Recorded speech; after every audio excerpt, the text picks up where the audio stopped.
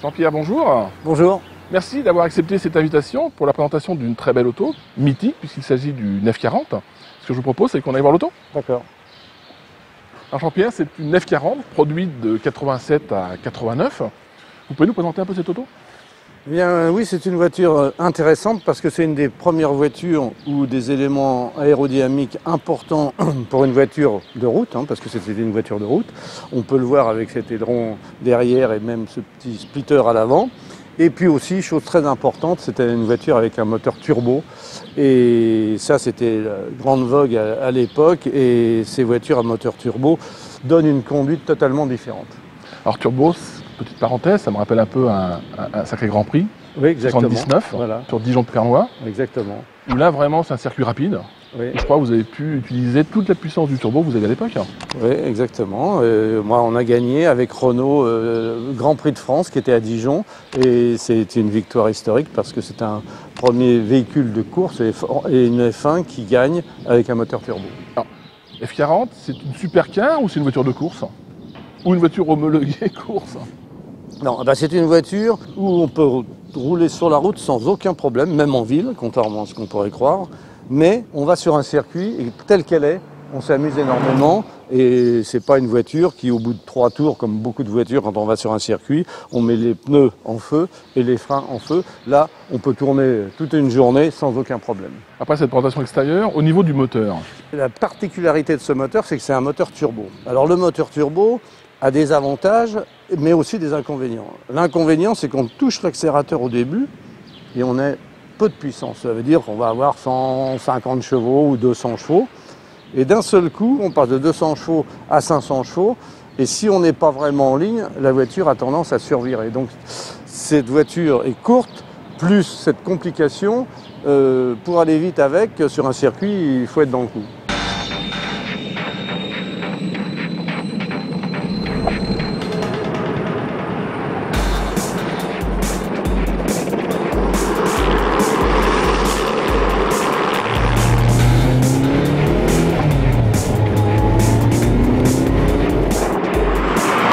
Données constructeur, l'auto est donnée Jean-Pierre de 0 à 200 en 12 secondes. Eh bien, j'espère qu'on va faire aussi bien, malgré que ce soit une voiture qui a à peu près 20 ans d'âge. Donc si on réussit la même chose, c'est qu'elle est très bien conservée.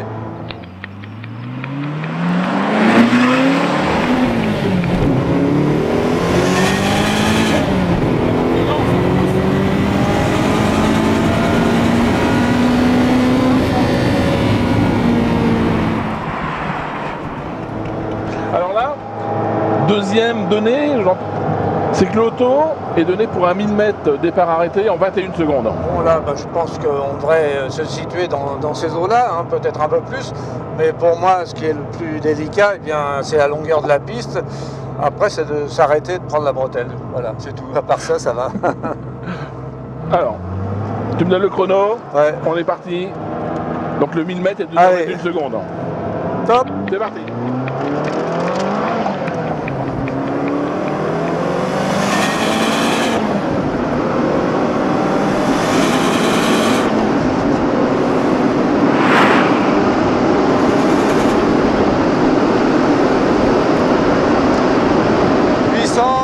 « 900, 1000 mètres. 22 secondes avec le vent de face. Ouais, pas mal. On a le vent de face, Ouais. Alors, les sensations que tu as eues sur la piste et quand tu courais avec cette auto Ah oui, j'ai couru surtout avec cette voiture aux États-Unis contre des voitures allemandes et des voitures américaines. C'était un championnat IMSA. C'était un championnat à l'époque très relevé et voilà, la meilleure place qu'on a fait avec cette voiture, c'est une deuxième place. Mais on se battait souvent pour la victoire. C'était une voiture, de toutes les voitures que j'ai conduites durant ma carrière, c'était une des voitures les plus nerveuses et difficiles à conduire, puisque je la surnommais le cabri. Et puis c'était très sympa, quoi. C'est une voiture joueuse, donc il faut savoir jouer avec. Quelle modification y a-t-il entre une série comme celle-là et puis la F40 LM course? Il y en a beaucoup plus qu'on le croit. Déjà, le moteur, il faisait plus de 700 chevaux. Aérodynamiquement, c'était pareil, mais les ailerons étaient plus importants, le spoiler avant était plus important. Sur les suspensions, il y avait pas mal de modifications. Des ailes élargies, des roues plus grosses, forcément avec des slicks. Et tout ça fait qu'entre une voiture comme ça et une voiture de course sur un même circuit par le même pilote, il y a plus de 10 secondes d'écart. Donc ce qui est énorme. Après cette belle présentation de notre ami Jean-Pierre Jabouille et le rappel historique, nos sensations Motos Collector. L'habitacle offre une dimension course. Difficile de faire plus course. Harnais 4 points, siège baquet, volant sport, pédalier, câble. Pour l'ouverture de la portière, on est tout de suite mis dans l'ambiance d'une voiture de course.